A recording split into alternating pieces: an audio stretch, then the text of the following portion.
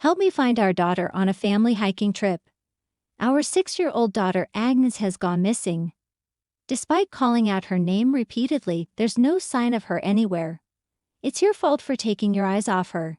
You go find her yourself.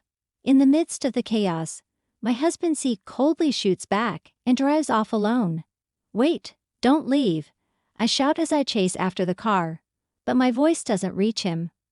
Left alone in the woods, I'm filled with dread about what will happen if I can't find Agnes.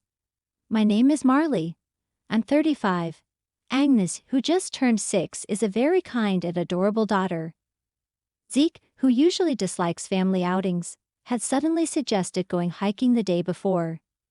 Zeke, the same age as me, is domineering and doesn't listen to others, a trait that's always bothered me. I wasn't thrilled about the hike since my asthma had been acting up for the last 3 days. Clean air will cure your annoying asthma. Zeke decided without hearing our opinions. When did he start speaking to me so harshly? He was a kind person when we first got married. Is this how a couple ends up after 8 years of marriage? On the day of the hike, we drove for about 2 hours to get to the mountain. Upon arrival, Agnes jumps for joy. Wow. Look, Mom, I found these for you. She hands me acorns and pine cones she's collected. See, told you it would be good. Let's enjoy nature to the fullest, yes. I'm glad Agnes is enjoying it. Although Zeke usually sleeps all day during his days off today, he's oddly excited, which feels a bit off. But I was happy that we could finally spend a normal family day. Let's go further in. The view is supposed to be amazing. After about 30 minutes of walking, I'm exhausted. Please, can we slow down a bit? If you don't keep up, we're leaving you behind. Come on, Mom. Hurry up. The two of them get further and further away. I'm running low on stamina, and my throat starts making alarming noises as a cough sets in. Asthma here would be disastrous. Agnes is with Zeke, so she'll be fine. I should go at my own pace. Another 30 minutes later, I spot Zeke, but there's no sign of Agnes. Where's Agnes? She was with you, right? Yeah, she was, but she wanted to explore further and ran off. You let her go alone. She's too energetic for me to keep up with. If you're worried, go find her. She went that way. The direction Zeke points to is full of dense trees, and the path isn't clear. I must find her quickly. This is dangerous. Agnes. Where are you? Answer me. Agnes. I desperately start calling out for her, but can't find her. And there's no response. About 20 minutes later, I return to where Zeke was, only to find him chatting with a young woman in her 20s. Where's Agnes? This lady just told me she saw a young girl walking towards the parking lot. I guess I'll go too. No, you should keep looking in the woods. Zeke heads down the mountain with a woman making their way to the parking lot. I search again in the direction Agnes went. It's eerily quiet, and I don't sense anyone around. Come to think of it, I've hardly seen anyone since we got here. Except for that woman. What if I can't find her? Agnes, please answer me. I call out Agnes his name over and over, but it just seems to get swallowed by the woods. Zeke isn't answering his phone, and I notice my cell has no service. Not knowing what else to do, I go back to the parking lot and find Zeke chatting with a woman.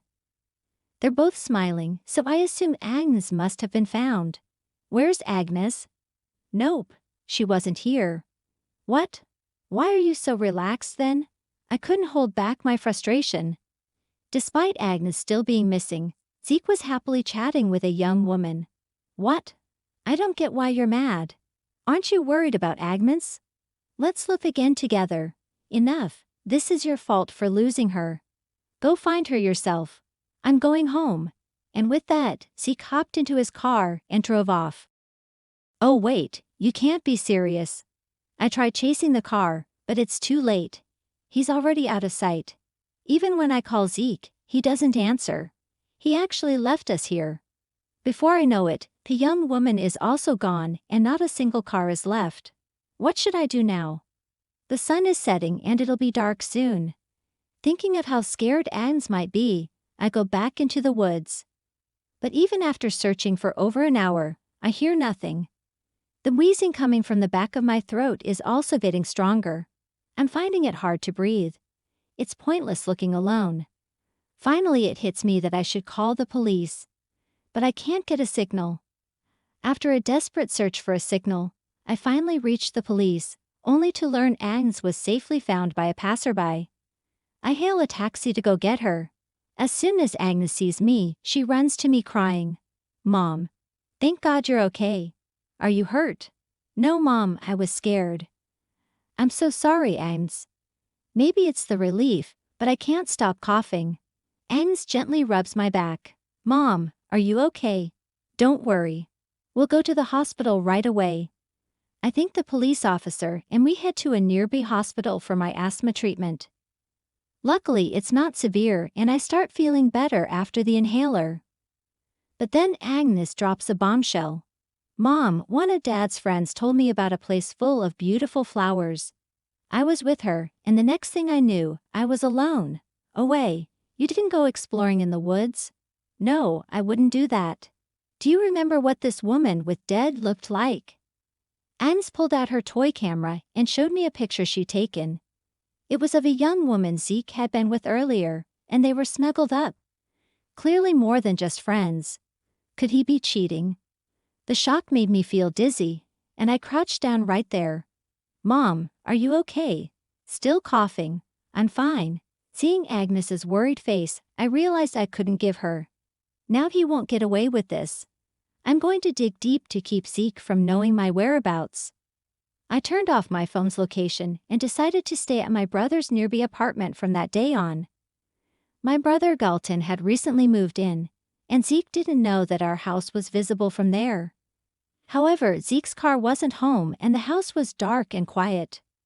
Where could he be? I took out my phone and called Zeke. "What do you want?" "How could you leave us behind?" "Because you're annoying." "So could you find Agnes?" "Yes, she's safe and my asthma has gotten bad. So I'm going to be hospitalized for about a week. Agnes will stay at my parents' house." "Really? You sound almost happy about it." "I'm glad Agnes is safe. Take care." My mistrust for Zeke, who was not only unapologetic but also blatantly lying, only deepened. He didn't even ask which hospital I was in. He's probably with her right now planning something awful.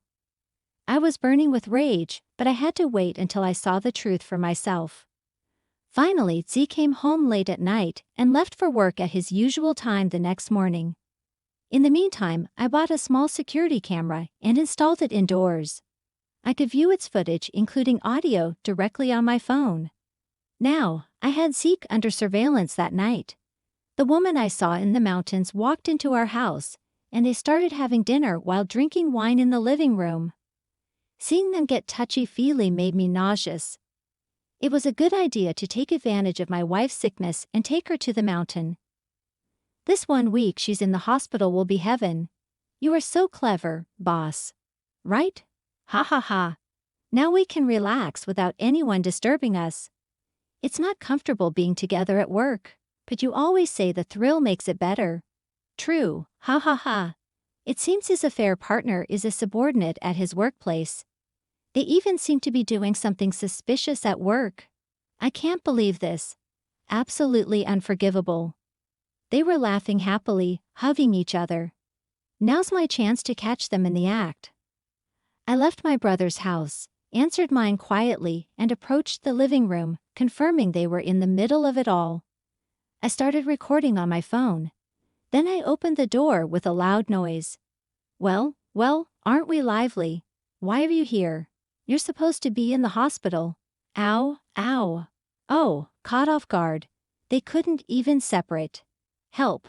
Someone. Help. Seeing the two of them in agony. I've gone past shock and now just feel pathetic. Please call an ambulance. Sirens wail and a crowd gathers outside our home. Because Zeke and the woman were screaming so loudly, neighbors are starting to take notice. The two of them, covered only with bedsheets, are loaded into the ambulance. As his wife, I follow them to the hospital. And then, not long after arriving and getting medical attention, Zeke and his mistress are released. The doctor said they were free to go, so the two of them are shivering on a hospital bench, wrapped only in sheets as they have no clothes. This is just pathetic. When did you get out of the hospital? I was never admitted in the first place. I've been keeping tabs on you, you know. What? How? From my brother's new apartment. It has a clear view of our house. Huh? I sighed and handed them hospital pajamas I borrowed from the nurse's station. I couldn't bear to watch their disgrace any longer. They hurriedly put on the pajamas. So how long has this been going on? You got it all wrong. She just came to drop off some work documents. Oh really? I tell Zeke about what I heard from Agnes and show him the picture she took. This is. You left Agnes alone in the mountains just to get cozy with her, didn't you? That's not true. She was gone when I realized it. Zeke tries to play dumb as I replay the conversation I heard between them in the living room. Both Zeke and the woman are clearly shaken. Still going to deny it? Well, about that. I can't believe you waited for me to be away to meet up with her. What's wrong with you? Look who's talking. You're the one spying on me. Can you say that after leaving our sick child and me alone in the mountains?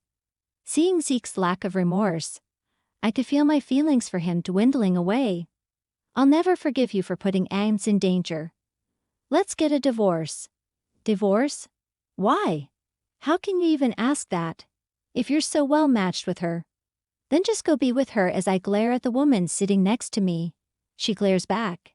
She tries to intertwine her arm with Zeke's. However, Zeke shakes off her arm and grabs my hand. I was just messing around with her. I never intended to ruin our family, and to be honest, it was painful and awful. So I'm breaking up with her. What? The woman's face contorts like a demon's. She slaps Zeke across the face. Are you kidding me? What are you saying? Enough. I'm tired of women who are only younger. That's cruel.